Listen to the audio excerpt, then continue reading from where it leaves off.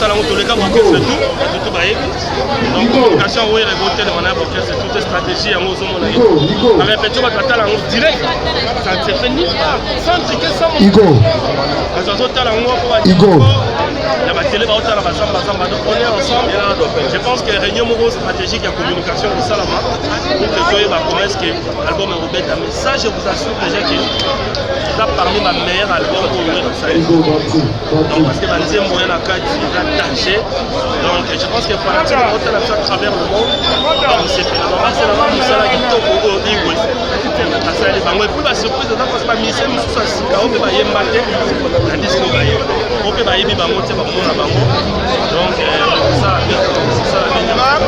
la salle là na bana sabatu surprise mo boye ça makasi na album mo bato basatana ba mona mo na kati album le roi de la forêt a bombeli biso surprise mo boye nanga mo chou na yango la bangaki donc pour dire que c'est la bobina c'est pour la mélodie mystique Sarah Solo ma ambassadeur na kati album moyo na zo sabino que Sarah Solo mo mwasi wana ba mirangi abeti na album moyo na biso dada musinga olobaki mama promotion salane makila langa kubanga te dada musinga mamira yokanga badi promotion dada musinga sana sala ngala privé esala binote po wenge le tomera jamais na otika wenge te mais na apela sala ko exemple finanga donc beaucoup de temps dada musinga promotion za nde boulot na ngana ma baba solo ba trésor lumière biso nde toyebi yango ko banga na binote trésor lumière vous allez déterminer pour la sortie formidable c'est que biso parce qu'il y a des médias on a côté en lune voilà tous ensemble on est ne repose ça va fanatique de la biso wenge tous ensemble tozoloko ta papier elengi ya Congo Glodidi Asika la mignonne la mignonne Tracy Mbelenga bro Tracy Mbelenga bro kata allo ngaya wa santé eza misunga hey okatelinga lingala pona santé mwana mon fils pour ma santé misunga okatelinga lingala bandeko misunga ezali kokatela mutu lingala te ezali mutuelle de santé oyo epesameli na batu nyonso employé to non employé mutu nyonso oyo akoki kaka kocontribue na mbongo mukie na fin du mois po ete mokolo akobela misunga ezwa soin na ye na bahopito nyonso ya minene ya République démocratique du Congo. Soki maladi na yo bakoki kotraite yango awa na Congo te, misunga akozwa charge na yo okende kozwa soin na bamboka lokola Afrique du Sud, Turquie, Suède, Russie, to Inde. Kala mingi te na bamboka misusu. Soki mutu oyo misunga ezwaki charge na ye mpo na basoin, nzambe akamati molimo na ye, misunga akosokipe na mort na corbillard. Ate bandeko bazali libanda bakoki koadere bandeko na bango awa na Congo po ete bazwaka soin awa na mbongo bango bazali kofuta. Na misunga, ta santé c'est ta vie. Chouchouter votre peau. La peau a besoin de la communication. La peau, elle n'a pas besoin d'être négligée. Chez Grâce Beauté Cosmétique Paris, nous travaillons pour la restauration de la peau. Nous sommes là, on confectionne des produits cosmétiques pour la peau mate, la peau métisse, pour les enfants, pour les hommes, pour les femmes, aussi pour les femmes enceintes. Quand vous arrivez chez Grâce Beauté Cosmétique Paris, posez vos bagages. On s'occupe de tout, on s'occupe de la restauration, on s'occupe de comment vous allez communiquer avec votre peau en toute sérénité. Ah, une plante verte d'Amazonia. Si vous avez des soucis de votre peau, vous voulez une meilleure retraite pour votre peau, vous voulez avoir le langage de la peau, venez chez Grâce Beauté Cosmétique Paris. N'hésitez pas, contactez-nous sur notre WhatsApp au 0033 6 23 22 73. Toute l'équipe Grâce Beauté sera à votre service.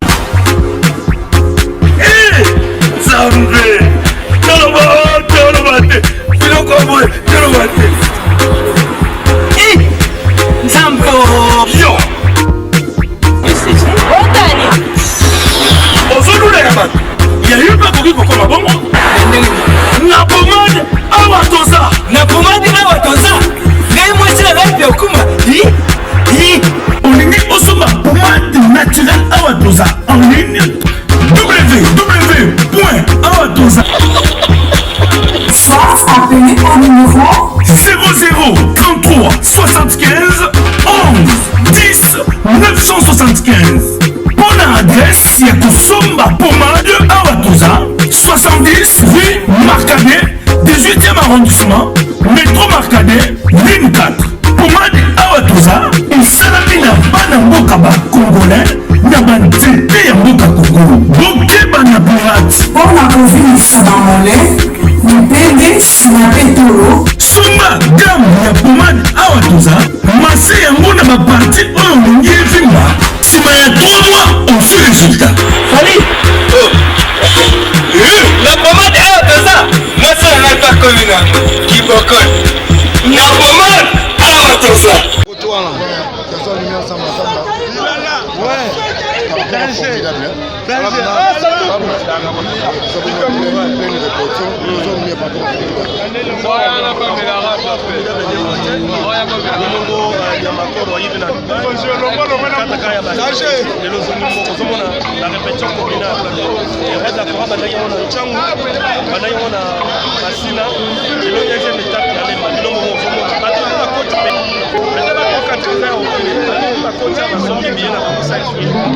C'est bon, c'est bien, et qu'elle est vraiment bien.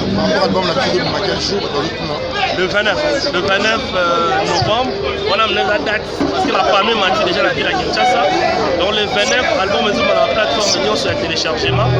Donc on va commencer par l'arabe, on va commencer par le la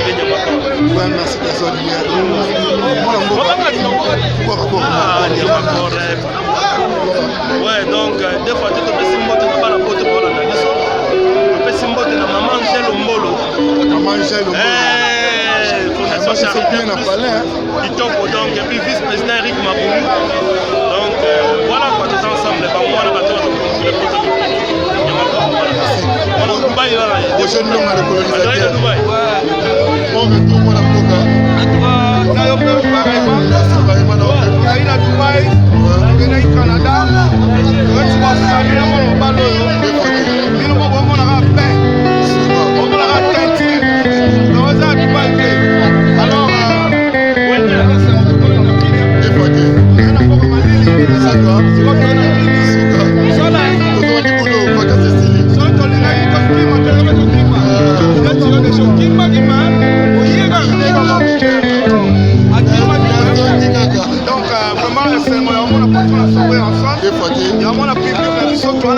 Canada, vraiment merci à toi le number one Adamo Business.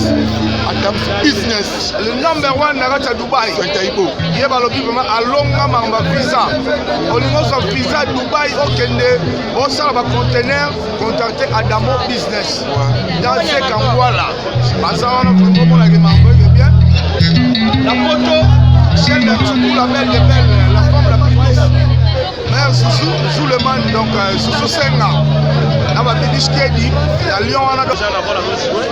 On a besoin de lumière, on a la voix la jouer. Donc, l'histoire a besoin d'être ensemble. On t'a dit dans son disque Dimi. Rôle ligne à jouer, mais rôle, la c'est ça avec communication. Et tout ça, tous les cas, pour c'est tout. Et tout va donc, communication, oui, les voter de manière pour c'est toute stratégie. En gros, on a dit. La répétition, on va traiter la route direct. Ça ne se fait ni pas. Sans ticket, sans Igo. Parce que on a la Igo. La télé va au-delà de la Zamba. Donc, on est ensemble. Je pense que réunion stratégique et communication au Salama. Pour que tu aies comment est-ce que l'album est rebête. Mais ça, je vous assure déjà que c'est parmi ma meilleure album pour ouvrir ça. Donc, parce que Banzé moyen à 4, il a tâché. Donc, je pense que Fanatique va au-delà de ça à travers le monde. Donc, c'est fait. Donc, c'est la même chose qui tombe au Igo. Et puis, la surprise, c'est parce que la mission, nous sommes assis. On peut pas y embarquer.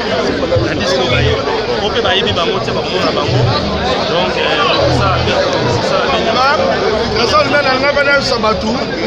surprise non boye ça makasi na album bato basatana naotola bamona ngo nakati album le roi de la forêt abombeli biso surprise moko boye nanga mosu naoka yango nabangaki tozali na la grande dame madame Fofo Bertina Fofo na portugaise tokutana ina ine kote moko boye moninga surprise aoto bino weyasona formidable donc na kati ya formidable surprise moko makasi eza boyokango Il est vérité mon par rapport à la vitesse qui a sorti formidable. Mais on se toujours formidable. Prochaine donc on a besoin à Tom's Business, Trésor Lumière. Tom's Business à Dubaï. Tom's Business à Dubaï. Agence Business. Il faut être agence. Slam. Il y a beaucoup d'image.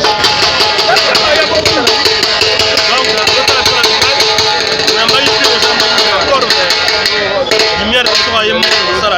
Des fauteuils. Donc, on dit déjà pizza.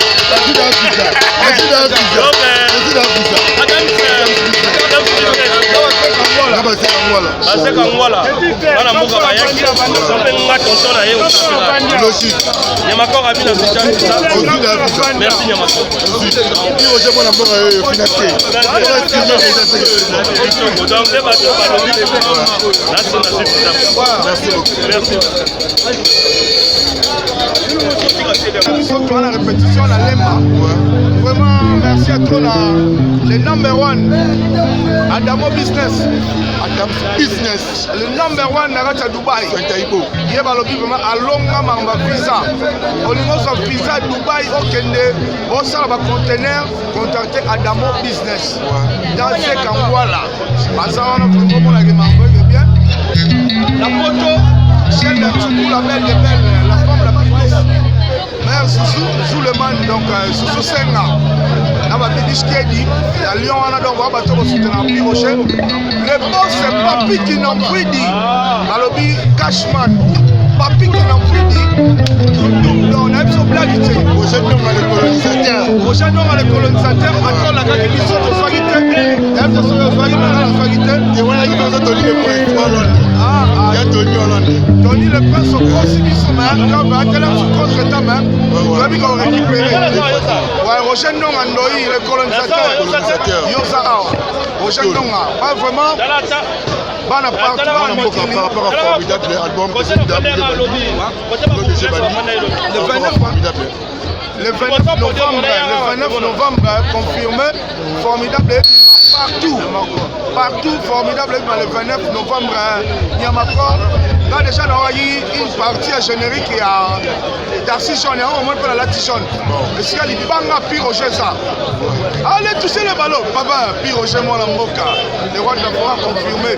Donc pour dire que Bozelango, Borobina, c'est pour la mélodie mystique, Sarah Solo, mais on va saluer l'album Moyo. La deuxième saluer que Sarah Solo, moi, moi, Suana. Magmil Rengu a bêti l'album Moyo. Nabiso dada musinga olobayi mama promotion zalande makila langa kubanga ate dada musinga mamira yokanga babi promotion dada musinga sana sala ngala privé eso la bilote po wengene tomera jamais na otika wengete mana apela sala o exemple finanga donc beaucoup ta pour ate dada musinga promotion zande boulot na ngana ma baba solo ba trésor linya biso nde to yebi yango ko banga na binote trésor lumière vous allez déterminer pour la sortie formidable c'est que biso mi parler studio za côté média ngana côté en lune voilà bon tous ensemble on ne repose na ba fanatique wa la biso wenge tous ensemble